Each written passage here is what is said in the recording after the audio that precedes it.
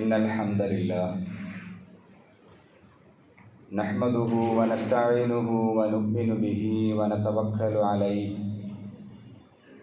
ونتوب إليه. الحمد لله الذي أنزل على عبده الكتاب ولم يجعل له عوجا. الحمد لله الذي أرسل رسوله بالهدى ودين الحق ليظهره على الدين كله ولو كره المشركون. هو الذي متم نوره ولو كره الكافرون. الصلاة والسلام على من لا نبي بعده وسيد الأولين والآخرين وخاتم الأنبياء والمرسلين وزعيم المتقين وإمام المسلمين وقائد المؤمنين الذي أدى الأمانة ونصح الأمة وبلغ الرسالة وجاهد في الله حق جهاده. كما صليت على إبراهيم وعلى آل إبراهيم وبارك على محمد وعلى آل محمد كما باركت على إبراهيم وعلى آل إبراهيم في العالمين إنك حميد مجيد. يا أيها الذين آمنوا اتقوا الله حق تقاته ولا تموتن إلا وأنتم مسلمون. قال الله تعالى في قرآنه الكريم: ومنهم أميون لا يعلمون الكتاب إلا أماني وإنهم إلا يظنون. صدق الله العلي العظيم. رب اشرح لي صدري ويسر لي أمري واحلل عقدة من لساني يفقهوا قولي. إن أريد إلا الإصلاح ما استطعت وما توفيقي إلا بالله عليه توكلت وإليه أنيب. സത്യവിശ്വാസികളെ, വിശ്വാസിനികളെ, അള്ളാഹുവിൻ്റെ കൽപ്പനകൾ പാലിച്ച് മുത്തഖീങ്ങളായി, മുഅ്മിനീങ്ങളായി ജീവിതത്തെ ചിട്ടപ്പെടുത്തിയെടുത്ത് മുന്നോട്ട് പോകണമെന്ന് എന്നോടെന്ന പോലെ നിങ്ങൾ ഓരോരുത്തരോടും ഉപദേശിക്കുന്നു, വസിയത്ത് ചെയ്യുന്നു. അല്ലാഹു സുബ്ഹാനഹു വ തആല യഥാർത്ഥ മുത്തഖീങ്ങളിൽ ഉൾപ്പെടാൻ തൗഫീഖ് ചെയ്ത് അനുഗ്രഹിക്കുമാറാകട്ടെ. സംഭവിച്ചു പോയ തെറ്റുകുറ്റങ്ങൾ അല്ലാഹു അവൻ്റെ മഹത്തായ ഫളല് കൊണ്ട് വിട്ടുപുറത്ത് മാപ്പാക്കി നൽകുമാറാകട്ടെ. അവൻ്റെ ജന്നാത്തുൽ ഫിർദൗസിലും ഇതുപോലെ ഒരുമിച്ച് കൂട്ടി അനുഗ്രഹിക്കുമാറാകട്ടെ. അള്ളാഹുവിനെ മനസ്സിലാക്കേണ്ടുന്ന വണ്ണം മനസ്സിലാക്കേണ്ടതിൻ്റെ പ്രാധാന്യമായിരുന്നു കഴിഞ്ഞ ഖുതുബയിൽ നമ്മൾ ചർച്ച ചെയ്ത് നിർത്തിയത്. വിശുദ്ധ ഖുർആനിലെ ആയത്തുകളെ അഥവാ വചനങ്ങളെ നാം പരിശോധിച്ചാൽ മുഹമ്മദ് നബി സ്വല്ലല്ലാഹു അലൈഹി വസല്ലമ ഏതാണ്ട് 13 വർഷക്കാലം മക്കയിൽ അള്ളാഹുവിൻ്റെ ദീൻ പ്രബോധനം ചെയ്തു. ആ സന്ദർഭത്തിൽ അവതരിച്ച ഖുർആനിലെ വചനങ്ങളെ നാം പരിശോധിച്ചാൽ അള്ളാഹുവിനെ സംബന്ധിച്ചാണ് പഠിപ്പിക്കുന്നത്. അള്ളാഹു ആരാണ്, ഏത് രൂപത്തിലാണ് അള്ളാഹുവിനെ അംഗീകരിക്കേണ്ടത്, മനസ്സിലാക്കേണ്ടത്, ആ ഒരു പഠനമാണ് ഇസ്ലാം സ്വീകരിച്ചവർക്ക്, സത്യവിശ്വാസികൾക്ക് അള്ളാഹു തന്നെ പകർന്നു കൊടുത്തത്. അതിൽ സൂര്യനെ സംബന്ധിച്ച് പറയുന്നുണ്ട്. ഒരു അധ്യായത്തിന്റെ പേര് തന്നെ ഷംസ് എന്നാണ്. സൂര്യൻ. അതിൽ ആകാശത്തെ സംബന്ധിച്ച് പറയുന്നുണ്ട്. അതേപോലെ ചന്ദ്രനെ സംബന്ധിച്ച് പറയുന്നുണ്ട്. പുഴയെ സംബന്ധിച്ചും ഒക്കെ മഴയെ സംബന്ധിച്ചും ഒക്കെ പറയുന്നുണ്ട്. അത് മഴയെക്കുറിച്ച് പഠിക്കാനോ സൂര്യനെ കുറിച്ച് പഠിക്കാനോ ഒന്നും അല്ല, മറിച്ച് അള്ളാഹുവിനെ കുറിച്ച് പഠിക്കാനാണ്. ഒരുപാട് കാര്യങ്ങളെ സംബന്ധിച്ച് ചിന്തിക്കുവാനും ആവശ്യപ്പെട്ടിട്ടുണ്ട്. അഫലാ യൻളുറൂന ഇലൽ ഇബ്ലി കൈഫ ഖുലിഖ. നിങ്ങൾ ഒട്ടകത്തെ സംബന്ധിച്ച് എന്താണ് ചിന്തിക്കാത്തത്? എപ്രകാരമാണ് അത് സൃഷ്ടിക്കപ്പെട്ടത്? അത് ഒട്ടകത്തെ സംബന്ധിച്ച് പഠിച്ച്, മൃഗത്തെ സംബന്ധിച്ച് പഠിച്ച് വലിയ ഒരു പണ്ഡിതനായി മാറാൻ വേണ്ടിയല്ല അങ്ങനെ പറഞ്ഞത്, മറിച്ച് അതിലൂടെ അള്ളാഹുവിനെ മനസ്സിലാക്കണം. അഫലാ യൻളുറൂന ഇലൽ ജിബാലി കൈഫ നുസിബത്. പർവ്വതങ്ങളെ സംബന്ധിച്ച് പറയുന്നുണ്ട്. പർവ്വതങ്ങൾ, അതിലേക്ക് എന്താണ് നോക്കാത്തത്? അതിനെക്കുറിച്ച് എന്താണ് ചിന്തിക്കാത്തത്? അത് പർവ്വതങ്ങളെ സംബന്ധിച്ച് പഠിക്കാൻ വേണ്ടി മാത്രമല്ല, അതിലൂടെ അള്ളാഹുവിനെ തിരിച്ചറിയണം. അഫലാ യൻളുറൂന ഇലൽ അർളി കൈഫ സുതിഹ. ഭൂമിയെ സംബന്ധിച്ച് പറയുന്നു, അത് എപ്രകാരം പ്രവിശാലമാക്കപ്പെട്ടു, അതിലേക്ക് എന്താണ് ചിന്തിക്കാത്തത്? അപ്പൊ ഇങ്ങനെ ചിന്തിക്കാനും പഠിക്കാനും ഒക്കെ അള്ളാഹു ആവശ്യപ്പെടും. ഏത് കാര്യത്തിൽ? അള്ളാഹുവിനെ കുറിച്ച്. ഫഅലം അന്നഹു ലാ ഇലാഹ ഇല്ലല്ലാഹ്. അള്ളാഹു തന്നെ പറഞ്ഞു, നീ അള്ളാഹിനെ കുറിച്ച് പഠിക്കണം. അള്ളാഹു ഏകനാണ്. അത് നീ കേവലം പാരമ്പര്യമായിട്ട് മനസ്സിലാക്കിയാൽ മാത്രം പോരാ. നിന്റെ മനസ്സിന്റെ അകത്ത് അഗാധമായ ഒരു ജ്ഞാനം അള്ളാഹുവിനെ സംബന്ധിച്ചുണ്ടായിരിക്കണം. അതാണ് ഫഅലം, നീ പഠിക്കണം എന്ന് പറഞ്ഞത്. അപ്പോൾ വലിയ ഒരു പഠനം ആവശ്യമുള്ള മേഖലയാണ് അള്ളാഹു, അഥവാ നമ്മുടെ ദൈവം, ഈ പ്രപഞ്ചത്തിന്റെ സൃഷ്ടാവ്. അഗാധമായ പഠനം ആവശ്യമുള്ള ഒരു മേഖലയാണ്. ഞാനിവിടെ ഓതി വച്ച ആയത്ത് സൂറ ബഖറയിലെ 78-ാമത്തെ ആയത്താണ്. ഒരു വിഭാഗം മനുഷ്യരെ സംബന്ധിച്ച് അല്ലാഹ് പറയുന്നു, വമിൻഹും, മനുഷ്യരിൽ ഒരു വിഭാഗമുണ്ട്, ഉമ്മിയൂന ലാ യഅലമൂനൽ കിതാബ. അവര് വേദഗ്രന്ഥത്തെ സംബന്ധിച്ച് അറിവില്ലാത്തവരാണ്, വേദഗ്രന്ഥത്തെ സംബന്ധിച്ച് പഠിക്കാത്തവരാണ്. ഇല്ല അമാനിയ്യ, അവർക്ക് ചില ഊഹങ്ങൾ മാത്രമേ ഉള്ളൂ. വഇൻഹും ഇല്ലാ യളുന്നൂൻ, അവരിങ്ങനെ ഊഹിച്ചുകൊണ്ടിരിക്കുന്നു. എന്താണ് ഊഹം എന്ന് പറഞ്ഞാൽ? അറിവില്ല, പക്ഷേ അങ്ങനെയാകാം, ഇങ്ങനെയാകാം, ഒരു പക്ഷേ അങ്ങനെ ആയിരിക്കും, ഉറപ്പിച്ചു പറയാൻ കഴിയാതെ വേദഗ്രന്ഥത്തെ സംബന്ധിച്ച്, വേദഗ്രന്ഥത്തിന്റെ അകത്ത് എന്താണ് ഉള്ളത് അതിനെ സംബന്ധിച്ച് ഊഹങ്ങൾ മാത്രം വച്ചു പുലർത്തുന്ന ഒരു വിഭാഗം മനുഷ്യരിൽ ഉണ്ട്. ഇത് അള്ളാഹു പറയുന്നത് മനുഷ്യരിൽ അങ്ങനെ ഒരു വിഭാഗം ഉണ്ടാകണം എന്ന് ആഗ്രഹിച്ചുകൊണ്ടല്ല, വിമർശിച്ചുകൊണ്ട് പറഞ്ഞതാണ്. അങ്ങനെ ഉണ്ടാകാൻ പാടില്ല. നമ്മളെല്ലാം പഠിക്കുന്നു, എന്തുകൊണ്ട് വേദഗ്രന്ഥം പഠിക്കുന്നില്ല? വേദഗ്രന്ഥത്തിലൂടെയാണ് നമ്മൾ അള്ളാഹുവിനെ മനസ്സിലാക്കേണ്ടത്. മുഹമ്മദ് നബി സല്ലല്ലാഹു അലൈഹി വസല്ലമയ്ക്ക് അള്ളാഹു ഇറക്കി കൊടുത്ത വേദഗ്രന്ഥമാണ് വിശുദ്ധ ഖുർആൻ. അതിനു മുമ്പും ഒരുപാട് വേദഗ്രന്ഥങ്ങളൊക്കെ ഉണ്ടായിട്ടുണ്ട്. ഈ വേദ പഠനത്തിലൂടെയാണ് യഥാർത്ഥത്തിൽ അള്ളാഹുവിനെ നമ്മൾ മനസ്സിലാക്കേണ്ടത്. പക്ഷെ നമ്മളൊന്ന് ആലോചിച്ച് നോക്കൂ, എല്ലാ മതങ്ങളും എന്തു പറയുന്നു? ഹൈന്ദവരെ സംബന്ധിച്ച് ആലോചിച്ചാൽ വേദം അവർ പഠിക്കുന്നേയില്ല. യഹൂദരെ സംബന്ധിച്ച് നമ്മൾ ചിന്തിച്ചാൽ അവർ പറയുന്നത് സാധാരണക്കാര് വേദം പഠിക്കാൻ പാടില്ല, അത് പുരോഹിതന്മാരായ കുറച്ചു പേര് പഠിച്ചാൽ മതി. സാധാരണക്കാര് വേദം പഠിച്ചാൽ യഹോവ നാളെ പാരത്രിക ലോകത്ത് ചെല്ലുമ്പോൾ അവരുടെ ചെവിയിൽ ഈയം ഉരുക്കി ഒഴിക്കും, അത്രയ്ക്ക് കനത്ത ശിക്ഷ ഏറ്റുവാങ്ങേണ്ടി വരും. അതുകൊണ്ട് സാധാരണക്കാര് വേദഗ്രന്ഥമൊന്നും പഠിക്കാൻ പാടില്ല, കേവലം ഏതെങ്കിലും അർത്ഥത്തിൽ പുണ്യം ആഗ്രഹിച്ചുകൊണ്ട് വായിക്കുക.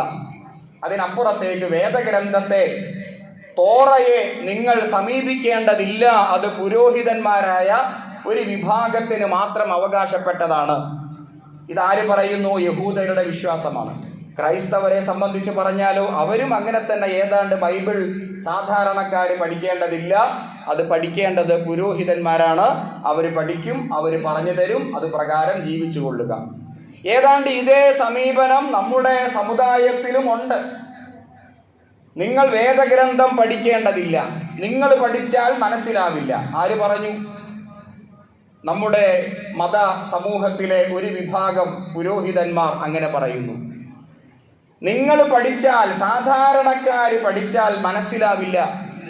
അത് ഞങ്ങൾ പഠിക്കും, ഞങ്ങൾ നിങ്ങളെ പഠിപ്പിക്കും, അല്ലെങ്കിൽ ഞങ്ങൾ പറഞ്ഞു തരും, അത് പ്രകാരം ജീവിച്ചു കൊള്ളുക.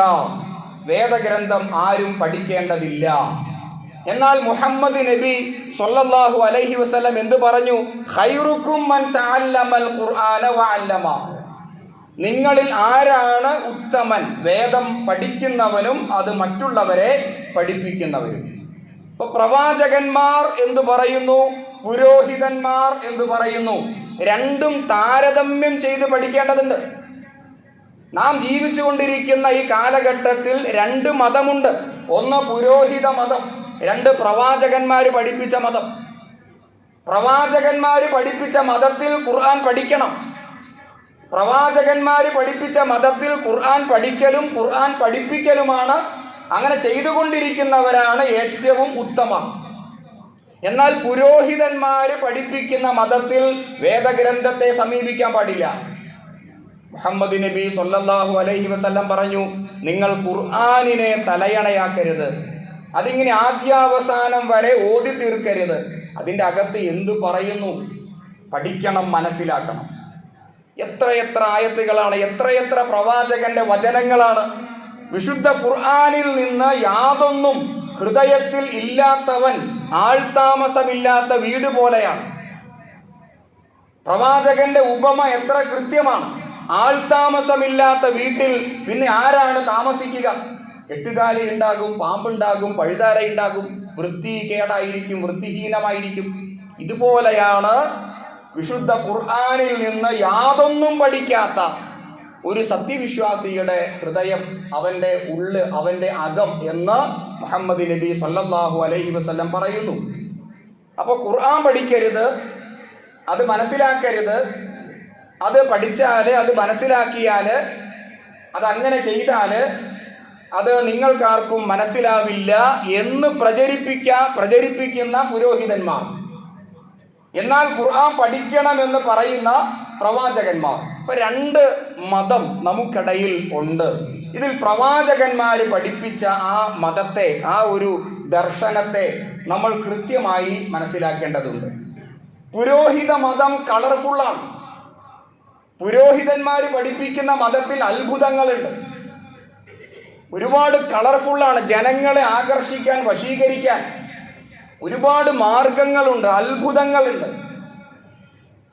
പലതരം അത്ഭുതങ്ങളിലൂടെ അത് ജനങ്ങളെ ആകർഷിക്കുന്നു, ജനങ്ങളെ വശീകരിക്കുന്നു.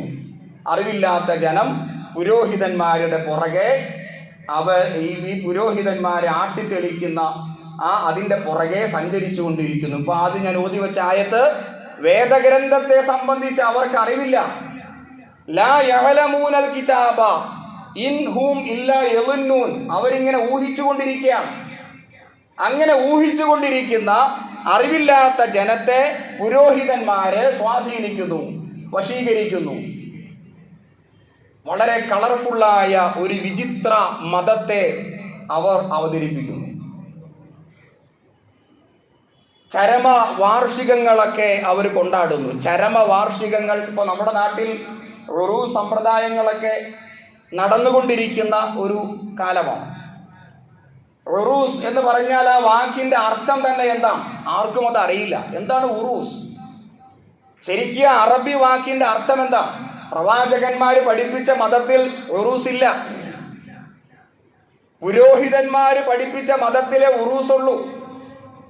പ്രവാചകന്മാർ പഠിപ്പിച്ച യഥാർത്ഥ മതത്തിൽ ഈ ഒരു സമ്പ്രദായം ചൂണ്ടിക്കാണിക്കാനേ സാധ്യമല്ല. ഉറൂസ് എന്ന വാക്കിന്റെ ശരിക്കുള്ള പദാനുപദ അർത്ഥം വിവാഹമെന്നാണ്, മംഗലമെന്നാണ്. അപ്പോൾ ഉറൂസ് ഇവിടെ ചരമവാർഷികം കൊണ്ടാടുന്ന ഒരു ഏർപ്പാടാണ്. ഏതെങ്കിലും മഹാന്റെ കബറടക്കപ്പെട്ട ഏതെങ്കിലും മഹാന്റെ ചരമവാർഷികം കൊണ്ടാടുന്ന ഒരു ഏർപ്പാടാണ് ഉറൂസ്. അപ്പൊ എങ്ങനെ അത് പൊരുത്തപ്പെടും? വിവാഹമെന്ന അർത്ഥം, പദാനുപത അർത്ഥം വിവാഹമെന്ന്. ഇവിടെ കൊണ്ടാടുന്നതോ ചരമവാർഷികം. അപ്പൊ അതിൻ്റെ ഇടയിൽ പരസ്പര ബന്ധമില്ല, എന്നാലും പാരമ്പര്യമായിട്ട് കേട്ട ഒരു വാക്ക് എന്ന അർത്ഥത്തിൽ ഉറൂസ് നമ്മൾ അങ്ങനെ പറയുന്നു, അങ്ങനെ കൊണ്ടാടുന്നു. ആ ഖബറിൽ കിടക്കുന്ന മഹാന്റെ ജന്മദിനമാണ്, അല്ലെങ്കിൽ ചരമദിനമാണ്. ആ മഹാന് എന്തോ കഴിവുണ്ട്, അദ്ദേഹത്തിൻ്റെ അടുക്കൽ വന്ന് നിങ്ങൾ പ്രാർത്ഥിച്ചാൽ അദ്ദേഹം അള്ളാഹുവോട് പറയും, അപ്പോൾ നമ്മുടെ പ്രശ്നങ്ങളൊക്കെ അവസാനിക്കും. ഈ അർത്ഥത്തിൽ ജനങ്ങളെ പറഞ്ഞ് ബോധ്യപ്പെടുത്തിയിരിക്കുന്നു. എന്നാൽ അവിടെ വന്നാലോ, അവിടെ പൈസ നിക്ഷേപിക്കാതെ, അല്ലെങ്കിൽ ഏതെങ്കിലും അർത്ഥത്തിൽ പണം കൊടുക്കാതെ, അല്ലെങ്കിൽ നേർച്ച വഴിപാട് നടത്താതെ അവിടെ നിന്ന് പോരാനും സാധ്യമല്ല. പാവങ്ങളെ പറഞ്ഞ് ബോധ്യപ്പെടുത്തി നിങ്ങൾ പൈസ ഇടണം, കാണിക്ക വഞ്ചിയുണ്ട്, നേർച്ചക്കുറ്റിയുണ്ട്, അങ്ങനെ പണം ഇട്ടാൽ കുറച്ചുകൂടി നിങ്ങൾക്ക് പടച്ചവന്റെ അടുക്കൽ പുണ്യം ലഭിക്കും. ഈ പാവങ്ങൾ പൈസ അവിടെ കൊണ്ട് നിക്ഷേപിക്കുകയാണ്. പ്രവാചകന്മാർ പറഞ്ഞ വാക്കെന്താ? ലാ യസ്അലുക്കും അജ്റ, ഞാൻ നിങ്ങളോട് പണം ആവശ്യപ്പെടുന്നില്ല. ഇൻ അജ്രിയ ഇല്ല അലല്ലാഹ്, എന്റെ പ്രതിഫലം അള്ളാഹുവിന്റെ അടുക്കലാണ്. ഞാൻ നിഷ്കളങ്കമായി ആത്മാർത്ഥമായി നിങ്ങൾക്ക് വേണ്ടി പണിയെടുക്കുന്നു. പ്രവാചകന്മാരെ ദ്രോഹിച്ചു കൊണ്ടിരുന്ന സമൂഹത്തോട് പ്രവാചകന്മാർ പറഞ്ഞ വാക്കാണ്, ഞാൻ പൈസ ആവശ്യപ്പെട്ടിട്ടില്ല, ഞാൻ പണിയെടുക്കുന്നു. ഇൻ അജ്രിയ ഇല്ല അലല്ലാഹ്, എന്റെ പ്രതിഫലം അള്ളാഹുവിന്റെ അടുക്കലാണ്. ഞാൻ പണം ആവശ്യപ്പെടുന്നില്ല, ഒരു ഭൗതിക നേട്ടവും ഞാൻ ആഗ്രഹിക്കുന്നില്ല. എൻ്റെ നേട്ടം, എൻ്റെ വിജയം അള്ളാഹുവിൻ്റെ അടുക്കലാണ്. പക്ഷെ ഇവിടെയോ, ഇവിടെ എന്താണ് ആവശ്യപ്പെടുന്നത്? സമ്പത്താണ്. സമ്പത്തില്ലാതെ, പൈസ കൊടുക്കാതെ നിങ്ങൾക്ക് ഏതെങ്കിലും ജാറത്തിൽ പോകാൻ സാധ്യമാണോ? പൈസ മുടക്കാതെ നിങ്ങളുടെ ഒരു ആവശ്യം നിവർത്തണം. ഒരു ജാറത്തിലേക്ക് ചെല്ലുന്നു, അവിടെ ചെല്ലുമ്പോൾ കൗണ്ടർ ഉണ്ടാകും. എത്ര യാസീൻ ഓതണം? 10 എണ്ണം അല്ലെങ്കിൽ 100 എണ്ണം. ഇത്ര പൈസ വേണം. കൗണ്ടറിൽ പൈസ അടച്ചിട്ട് ആ രസീതുമായിട്ടേ നിങ്ങൾക്ക് പോകാൻ പറ്റൂ. പൈസ കൊടുക്കാത്ത ഏതെങ്കിലും ഉറൂസിന്റെ വ്യവസായങ്ങളുണ്ടോ? ജാറത്തിന്റെ ഏർപ്പാടുണ്ടോ?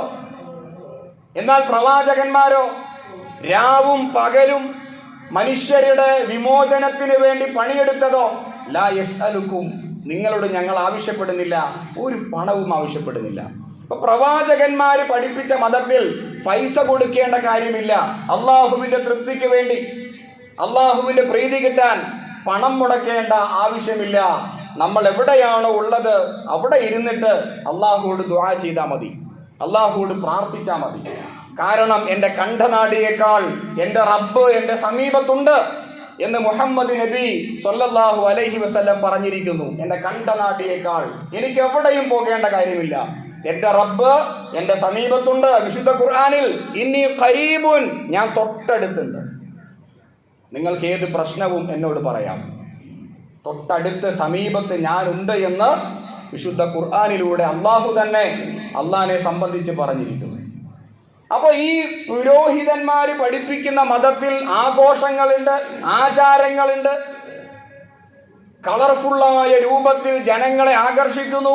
സ്ത്രീകളൊക്കെ ഉറൂസിന് വേണ്ടി പോകുന്നു, രാത്രിയും പകലുമൊക്കെ അവിടെ തിരക്കാണ്. എന്നാൽ പ്രവാചകന്മാര് പഠിപ്പിച്ചു, ലാ തംനഉ ഇമാ അല്ലാഹ്, അള്ളാഹുവിന്റെ ദാസിമാരെ, അള്ളാഹുവിന്റെ ദാസിമാരായ സ്ത്രീകളെ നിങ്ങൾ തടയാൻ പാടില്ല. അൽ മസാജിദ് അല്ലാഹ്, അള്ളാഹുവിന്റെ പള്ളികളെ തൊട്ട് തടയരുത്. ഇതാരാ പറഞ്ഞത്? പ്രവാചകന്മാർ. പക്ഷേ പുരോഹിതന്മാർ പറയുന്നു സ്ത്രീകൾ പള്ളിയിലേക്ക് പോകേണ്ടതില്ല. ഏത് വിശ്വസിക്കും? പറയൂ നിങ്ങൾ. പുരോഹിതന്മാർ പറയുന്നു സ്ത്രീകളെ പള്ളിയിലേക്ക് കൊണ്ടുപോകേണ്ടതില്ല. പ്രവാചകന്മാർ പറയുന്നു ലാ തംനഉ ഇമാ അല്ലാഹ് അൽ മസാജിദ് അല്ലാഹ്, പള്ളിയിലേക്ക് പോകാൻ ആഗ്രഹിക്കുന്ന ഒരു പെണ്ണിനെ തടയരുത്. നമ്മൾ ഏതാ അംഗീകരിക്കണ്ടേ? പുരോഹിതന്മാർ പറയുന്നതാണോ പ്രവാചകന്മാർ പറയുന്നതാണോ? എത്ര ഹദീസുകളുണ്ട്, 1 2 ഒന്നുമല്ല. പള്ളിയിലേക്ക് പോകാൻ ആഗ്രഹിക്കുന്ന, പള്ളിയിലേക്ക് വരുമ്പോൾ എന്താ പ്രശ്നം? ഒരു പെണ്ണ് പള്ളിയിൽ പോയാൽ എന്താ പ്രശ്നം? അപ്പോൾ കാരണം പറയും, ഫിത്ന ഉണ്ടാകും. പെണ്ണ് പള്ളിയിൽ വന്നാൽ ആണുങ്ങളുമായിട്ട് ഇടകലരും, അവിടെ വലിയ ഫിത്ന ഉണ്ടാകും, പ്രശ്നമുണ്ടാകും. എന്നാൽ ഉറൂസിലേക്ക് പോയാലോ, രാത്രിയും പകലും എല്ലാ സമയത്തും ആണും പെണ്ണുമൊക്കെ ഇടകലർന്ന് അവിടുത്തെ ഒരുപാട് ഏർപ്പാടുകളിൽ ഏർപ്പെട്ടാലോ, അത് ഫിത്ന ഉണ്ടാകില്ല.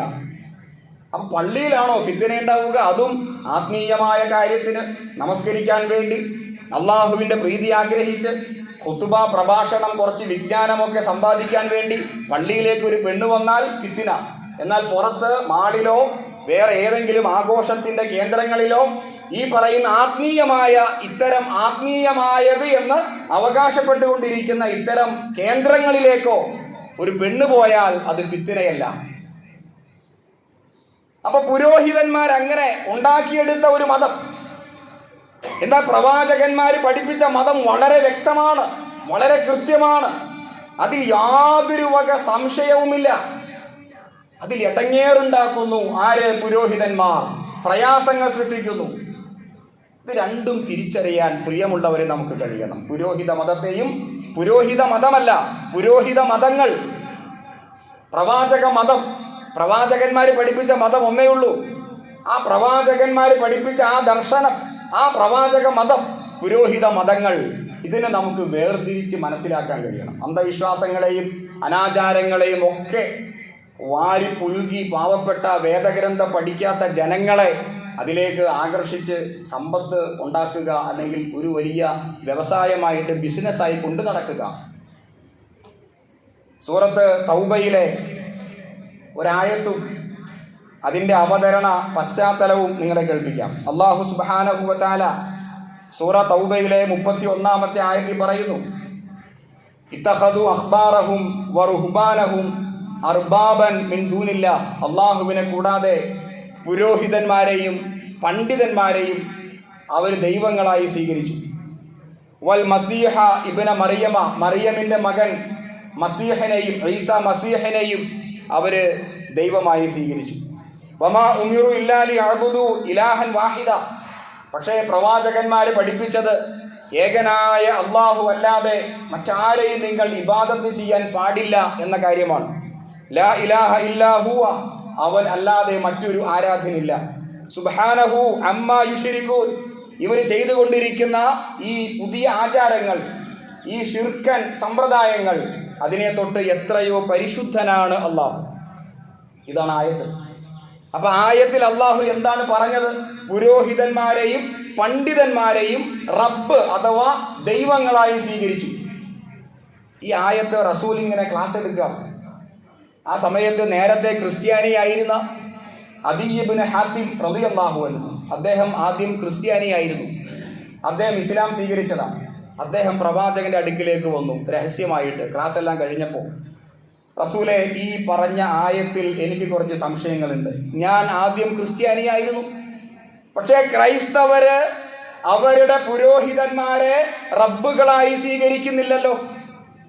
അച്ഛന്മാരൊക്കെ ഉണ്ട് ഞങ്ങളുടെ സമുദായത്തിൽ, പക്ഷേ അവര് ദൈവമായിട്ട് ഒരിക്കലും ഈ പറയുന്ന പുരോഹിതനെ സ്വീകരിച്ചിട്ടില്ല. അദ്ദേഹത്തെ ഒരു പുരോഹിതനായിട്ട് കാണുന്നു, അതിനപ്പുറത്തേക്ക് ദൈവമായിട്ട്. ഇവിടെ പിന്നെ അല്ലാഹ് എന്താ ഇങ്ങനെ പറഞ്ഞത്? റബ്ബായി സ്വീകരിക്കുന്നു അഥവാ ദൈവമായി സ്വീകരിക്കുന്നു എന്ന് അല്ലാഹു പറഞ്ഞതിന്റെ കാരണം എന്താ? അപ്പൊ അദീ ഇബ്നു ഹാത്തിം റളിയല്ലാഹു അൻഹുവിനോട് പ്രവാചകൻ ചോദിച്ചു, ഈ പുരോഹിതന്മാര് ഹലാലാക്കുന്ന കാര്യങ്ങളെ ഹലാലായിട്ട് അവര് കാണാറില്ലേ? ഉണ്ട്. ഈ പുരോഹിതന്മാര് ഹറാമാക്കുന്ന കാര്യങ്ങളെ ഹറാമായിട്ട് അവർ കാണാറില്ലേ? ഉണ്ട്. ഈ അനുസരണമാണ് അവർക്കുള്ള ആരാധന, അഥവാ ഈ വിധേയത്വമാണ് അവിടെ ദൈവമാക്കൽ. പുരോഹിതന്മാർ കൊണ്ടുവരുന്ന നിയമങ്ങൾ, പുരോഹിതന്മാർ പഠിപ്പിക്കുന്ന കാര്യങ്ങൾ അള്ളാഹുവും അവന്റെ റസൂലും പഠിപ്പിക്കാത്തതാണെന്ന് എനിക്കറിയാം. ഇത് പുതിയ ഒരു ആചാരമാണെന്ന് എനിക്കറിയാം. എന്നാലും ഞാൻ അതിനെ അനുസരിക്കുന്നുവെങ്കിൽ ഞാൻ ആ പുരോഹിതനെ ദൈവമാക്കി, അഥവാ ഞാൻ അവിടെ ശിർക്ക് ചെയ്തു, ഞാനൊരു പുതിയ ദൈവത്തെ അവിടെ സൃഷ്ടിച്ചു. ഇതാണ് ഈ പറഞ്ഞതിന്റെ അർത്ഥം. ഹലാലാക്കുന്ന അവര് പറയുന്നു ഇന്നത് ഹലാൽ, ഉറൂസ് ഹലാൽ, എല്ലാവരും അതിൽ പങ്കെടുക്കണം. എന്ന് പങ്കെടുത്തിട്ട് പുണ്യം നേടുക, അവിടെ ചെന്നിട്ട് പുണ്യം നേടുക, അത് ഹലാലാണെന്ന് അവർ പറയുന്നു. ഇത് കേട്ട മാത്രയിൽ സമുദായത്തിലെ ആണും പെണ്ണുമൊക്കെ അവിടേക്ക് ഒഴുകിയെത്തി. ഇത് ഹലാലാണ്, ഇത് ഹലാലാണോ ഹറാമാണോ ആരാ പറയേണ്ടത്? പടച്ചവൻ പറയണം, അല്ലെങ്കിൽ റസൂല് പറയണം. രണ്ടുപേരും പറഞ്ഞിട്ടില്ല. മുഹമ്മദ് നബി സല്ലല്ലാഹു അലൈഹി വസല്ലമ അങ്ങനെ ഒരു ആചാരത്തിന്റെ പുറകെ പോയിട്ടില്ല. ഇവർ പറഞ്ഞു ഹലാൽ, എല്ലാവരും പങ്കെടുക്കുക, ആത്മീയമായ നിർവൃതി നേടിയെടുക്കുക. ഈ പാവങ്ങളൊക്കെ രാപ്പകലില്ലാതെ ചെന്നു എന്തൊക്കെയോ മന്ത്രങ്ങൾ, അതിന്റെ അർത്ഥം പോലും അറിയാതെ ഏതൊക്കെയോ ദിക്റുകൾ ഉരുവിട്ടു. ഇവർ വിചാരിക്കുന്നു ഞങ്ങളിപ്പോ ചെയ്തത് വലിയ പുണ്യകർമ്മമാണ്.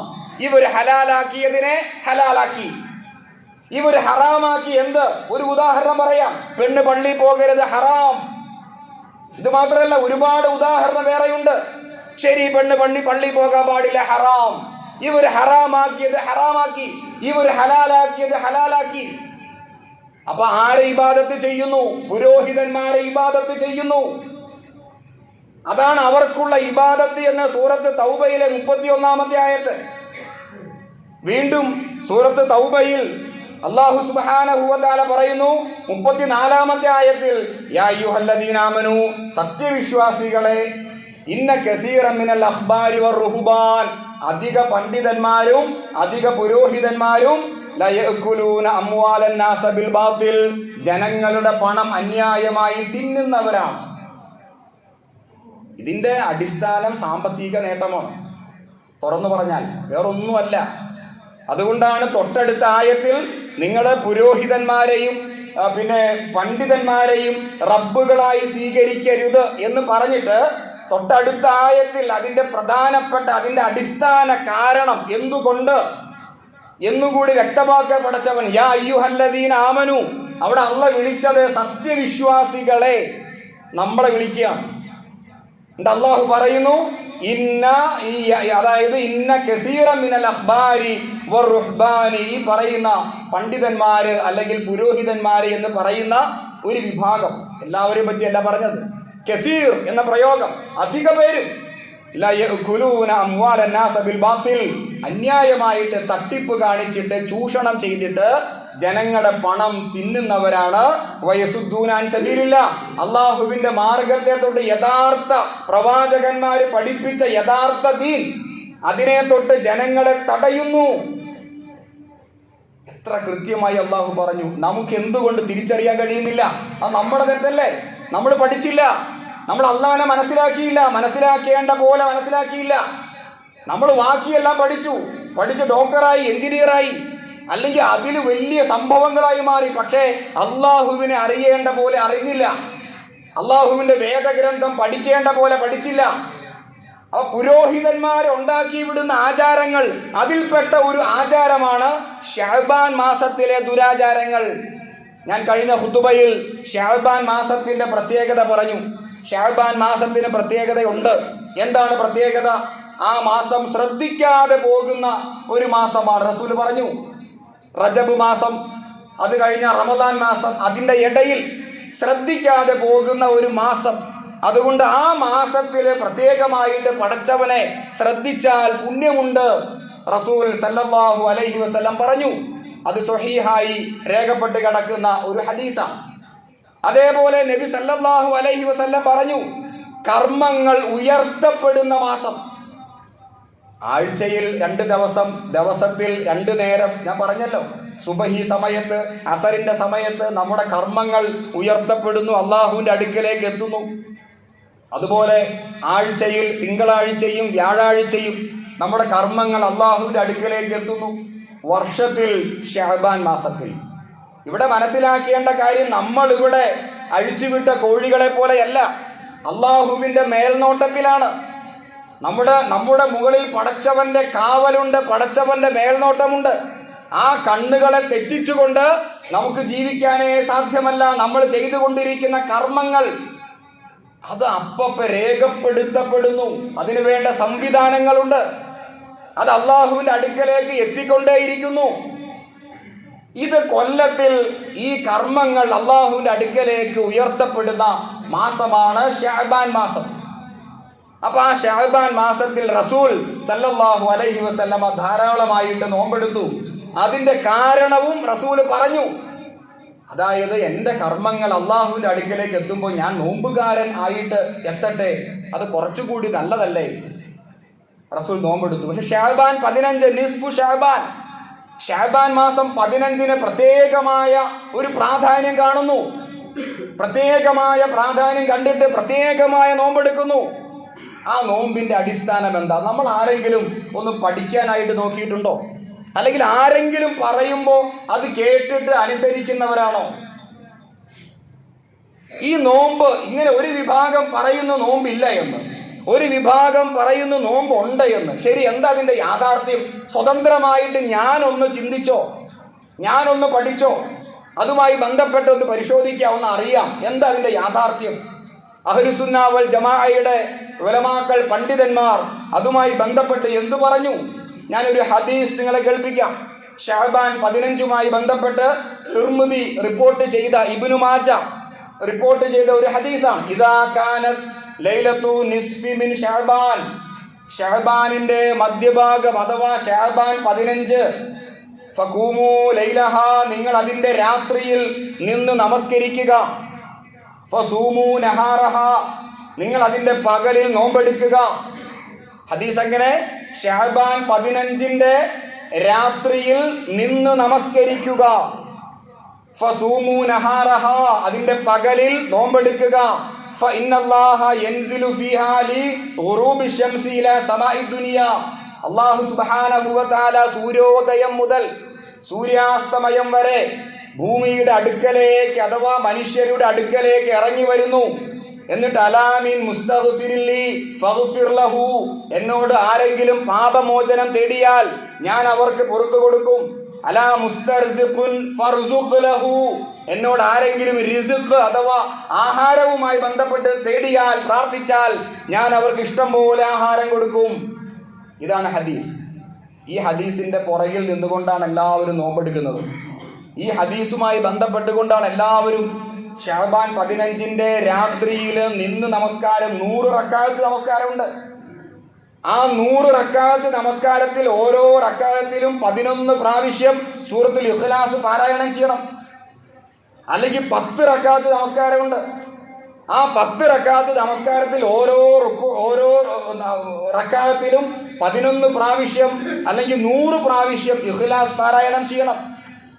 ഇതാണ് നിയമം, ഇതാണ് പാരമ്പര്യമായി നമ്മൾ കണ്ടുവരുന്നത്. ശരി, ഇനി ഹദീസുമായി ബന്ധപ്പെട്ട് നമുക്ക് പരിശോധിക്കാം. ഹാഫിൾ അൽ ഇറാഖി, അഹ്ലുസുന്ന വൽ ജമാഅയിലെ പ്രമുഖനായ പണ്ഡിതൻ, അദ്ദേഹം പറയുന്നു, ഷാഫി മദ്ഹബിലെ പ്രഗത്ഭനായ പണ്ഡിതൻ, അദ്ദേഹം പറയുന്നു, ഹദീസ് ബാത്തിലുൻ, ഹദീസ് ബാത്തിലാണ്. ഇങ്ങനൊരു ഹദീസ് ഇല്ല. റസൂൽ സല്ലല്ലാഹു അലൈഹി വസല്ലമ അങ്ങനെ നോമ്പെടുക്കാനായിട്ട് ആവശ്യപ്പെട്ടിട്ടില്ല. ശഅബാൻ 15 അങ്ങനെ ഒരു പ്രാധാന്യമില്ല. ഇനി മദ്ഹബിന്റെ ഇമാമിങ്ങൾ, 4 മദ്ഹബ് ഉണ്ടല്ലോ, വളരെ പ്രധാനപ്പെട്ട ഹനഫി, ഷാഫി, ഹംബലി, മാലിക്കി. അതിൽ ഹംബലി മദ്ഹബിന്റെ ഇമാമായ ഇമാം അഹ്മദ് ഇബ്നു ഹംബൽ റഹ്മത്തുള്ളാഹി അലൈഹി, അദ്ദേഹം പറയുന്നു, ഇബ്നു അബി സബറ, ഈ ഹദീസ് മൗദു ആണ്. മൗദു എന്ന് പറഞ്ഞാൽ കെട്ടിച്ചമച്ചുണ്ടാക്കിയത്. സാധാരണ ഹദീസ് സ്വഹീഹ് ഉണ്ട്, ലഈഫ് ഉണ്ട്. അപ്പോൾ ഇത് മൗദു എന്ന് പറഞ്ഞാൽ ഒരു നിലയ്ക്കും സ്വീകരിക്കാൻ പറ്റാത്തത്, ആരോ കെട്ടിച്ചമച്ചുണ്ടാക്കിയത്. ആരാ പറയുന്ന? ഇമാം അഹ്മദ് ഇബ്നു ഹംബൽ റഹ്മത്തുള്ളാഹി അലൈഹി, ഹംബലി മദ്ഹബിന്റെ ഇമാമാണ്. അഹ്ലുസുന്ന വൽ ജമാഅയിലെ വളരെ പ്രാമാണികനായ പണ്ഡിതനാണ്. അദ്ദേഹം പറയുന്നു, ഈ ഹദീസിന്റെ പരമ്പരയിൽ ഇബ്നു അബി സബറ എന്ന ഒരു മനുഷ്യനുണ്ട്. ഈ ഹദീസ് ഇങ്ങനെ പരിശോധിക്കുമ്പോൾ പ്രവാചകൻ സല്ലല്ലാഹു അലൈഹി വസല്ലം വഫാത്തായിട്ട് 300 കൊല്ലം കഴിഞ്ഞപ്പോഴാണ് ഈ ഹദീസ് പ്രവാചകന്റെ വാക്കുകളൊക്കെ ശേഖരിക്കാൻ തുടങ്ങിയത്. അപ്പൊ ഞാനൊരു കാര്യം പറഞ്ഞാൽ അത് എവിടെ നിന്ന് കിട്ടി? എനിക്ക് ഇന്നയാള് പറഞ്ഞു തന്നു. അപ്പൊ അയാൾക്ക് എവിടെ നിന്ന് കിട്ടി? ഇന്നയാൾ പറഞ്ഞു തന്നു. അയാൾക്ക് എവിടെ നിന്ന് കിട്ടി? ഇന്നയാൾ. അങ്ങനെ പോയി അത് പ്രവാചകന്റെ അടുക്കൽ എത്തുന്ന വരെയുള്ള ഒരു പരമ്പരയുണ്ട്. ആ പരമ്പരയിലുള്ള മുഴുവൻ ആളുകളും സത്യസന്ധരായിരിക്കണം, എന്നാലേ ഹദീസിനെ സ്വഹീഹായി സ്വീകരിക്കുള്ളൂ. വളരെ കൃത്യമായി ആഴത്തിൽ ബുഖാരി, മുസ്ലിം പോലെയുള്ള പണ്ഡിതന്മാർ അതിനെക്കുറിച്ച് പഠിച്ച് ഗവേഷണം ചെയ്ത് കഷ്ടപ്പെട്ടിട്ടാണ് കിതാബ് എഴുതിയത്. ഇമാം തിർമിദി, ഇമാം ഇബ്നു മാജ ഇവരൊക്കെ ഹദീസ് ശേഖരിച്ച ഉലമാക്കളാണ്. ഇമാം ഇബ്നു മാജ റിപ്പോർട്ട് ചെയ്ത ഹദീസാണിത്. പക്ഷെ ഇബ്നു മാജ അതിന്റെ താഴെ എഴുതി, ഈ ഹദീസ് ഇങ്ങനെ കൊടുത്തിട്ട് ആ ഹദീസിന്റെ താഴെ എഴുതി ഹദീസ് ബാത്തിൽ, സ്വീകരിക്കരുത്. കാരണം ഹദീസ് ഇങ്ങനെ പ്രചരിക്കുകയാണ്. പ്രചരിക്കുമ്പോൾ ബാത്തിലായ ഹദീസ് ബാത്തിലാണെന്ന് പറയണം, സ്വഹീഹായ ഹദീസ് സ്വഹീഹാണെന്ന് പറയണം. ഇത് ജനങ്ങളെ ബോധ്യപ്പെടുത്തണം. അതിനുവേണ്ടി അദ്ദേഹം പറഞ്ഞു ഹദീസ് ബാത്തിൽ. ഇമാം അഹ്മദ് ഇബ്നു ഹംബൽ റഹ്മത്തുള്ളാഹി അലൈഹി പറയുന്നു, ഇതിന്റെ അകത്ത് ഈ സനദ് അഥവാ ഇങ്ങനെ പരമ്പര പോകുമ്പോൾ അതിന്റെ അകത്ത് ഇബ്നു അബി സബറ എന്ന ഒരു മനുഷ്യനുണ്ട്. അദ്ദേഹത്തെ കുറിച്ചിട്ട് മുഹദ്ദിസീങ്ങൾ അഥവാ ഹദീസ് വിശാരദന്മാർ, ഹദീസ് പണ്ഡിതന്മാർ അദ്ദേഹത്തെ കുറിച്ച് പഠിച്ചപ്പോ മനസ്സിലായത് അദ്ദേഹത്തിന്റെ മുഖ്യമായ ഡ്യൂട്ടി ഹദീസ് നിർമ്മിക്കലാണ്, ഹദീസ് ഉണ്ടാക്കിയെടുക്കൽ. നബി പറയാത്ത കാര്യം പറഞ്ഞു എന്ന് പറഞ്ഞിട്ട് പുതിയ പുതിയ ഹദീസ് ഉണ്ടാക്കുന്ന വ്യക്തിയാണ് ഇബ്നു അബി സബറ എന്ന വ്യക്തി. അവിടെ ഇബ്നു അബി സബറ ഇതിന്റെ ഇടയ്ക്കുണ്ട്, ഈ സനദ് ഈ പരമ്പരയിലുണ്ട്. അതുകൊണ്ട് ഈ ഹദീസ് മൗലു ആണ്, ആരും സ്വീകരിക്കരുത് എന്ന് ആരാ പറഞ്ഞേ? അഹ്ലുസുന്ന വൽ ജമാഅയിലെ ഷാഫി മദ്ഹബ് പോലെ, ഹനഫി മദ്ഹബ് പോലെ, ഹംബലി മദ്ഹബ് പോലെ, മാലിക്കി മദ്ഹബ് പോലെ അതിലെ പ്രാമാണികരായ ഉലമാക്കൾ പറഞ്ഞിരിക്കുന്നു. അപ്പൊ ശഅബാൻ 15 രാത്രി പ്രത്യേക നിസ്കാരമില്ല. 100 റക്അത്ത് നിസ്കാരം, 10 റക്അത്ത് നിസ്കാരം. ഇന്നാ അൻസൽനാഹു ഫീ ലൈലത്തിൻ മുബാറക, ഖുർആനിലെ ആയത്താണ്. ഈ ആയത്ത് എടുത്തു വച്ചിട്ട് പറയുന്നു ബറാഅത്ത് രാവ് അഥവാ ശഅബാൻ 15 ബറാഅത്ത് രാവിലാണ് ഖുർആൻ ഇറങ്ങിയത്. ഇന്നാ അൻസൽനാഹു ഫീ ലൈലത്തിൻ മുബാറക. എന്താ ഇതിന്റെ അർത്ഥം? അനുഗ്രഹീതമായ ഒരു രാത്രിയാണ് ഞാൻ ഈ ഖുർആൻ ഇറക്കിയത്. അതിന്റെ വിശദീകരണം ഖുർആനിലുണ്ട്. ഈ അനുഗ്രഹീതമായ രാവ് ഏതാണ്? ഇന്നാ അൻസൽനാഹു ഫീ ലൈലത്തുൽ ഖദർ, ലൈലത്തുൽ ഖദറിന്റെ രാവ്, റമദാൻ മാസത്തിൽ ലൈലത്തുൽ ഖദർ എന്ന് കൃത്യമായി ഖുർആനിൽ പറഞ്ഞിരിക്കെ, വിശുദ്ധ ഖുർആനിനെ അല്ലാഹ് മുഹമ്മദ് നബി സല്ലല്ലാഹു അലൈഹി വസല്ലമയ്ക്ക് ഇറക്കി കൊടുക്കുന്നതിന് മുമ്പ് വേറെ പ്രത്യേകമായ ലോകത്തേക്ക് അല്ലാഹ് ഖുർആൻ ഇറക്കിയ രാവ്, മരിച്ചവർക്ക് വേണ്ടി പ്രത്യേകമായി പ്രാർത്ഥിക്കേണ്ട രാവ്, ശഅബാൻ 15 അന്ന് മരിച്ചവരെ, നമ്മുടെ ബന്ധുക്കളെ പ്രത്യേകമായി സന്ദർശിക്കണം, അവർക്ക് വേണ്ടി യാസീൻ ഓതണം. അങ്ങനെ പ്രത്യേകമായ ദിവസമില്ല. പ്രത്യേകമായി മരിച്ചവർക്ക് വേണ്ടി പ്രാർത്ഥിക്കാൻ പ്രത്യേകമായ ദിവസമില്ല. എല്ലാ ദിവസവും അവർക്ക് വേണ്ടി പ്രാർത്ഥിക്കണം. നമ്മുടെ മാതാപിതാക്കൾക്ക് വേണ്ടി എല്ലാ ദിവസവും പ്രത്യേകം. ശഅബാൻ 15 അന്ന് അള്ളാഹു മരിച്ചവരുടെ പാപങ്ങൾ പ്രത്യേകമായി പുറത്തു കൊടുക്കും. അങ്ങനെ ഇല്ല. മുഹമ്മദ് നബി സല്ലല്ലാഹു അലൈഹി വസല്ലം പഠിപ്പിച്ചിട്ടില്ല. ഒരു ഹദീസും ഇല്ല, ചരിത്രം ഇല്ല.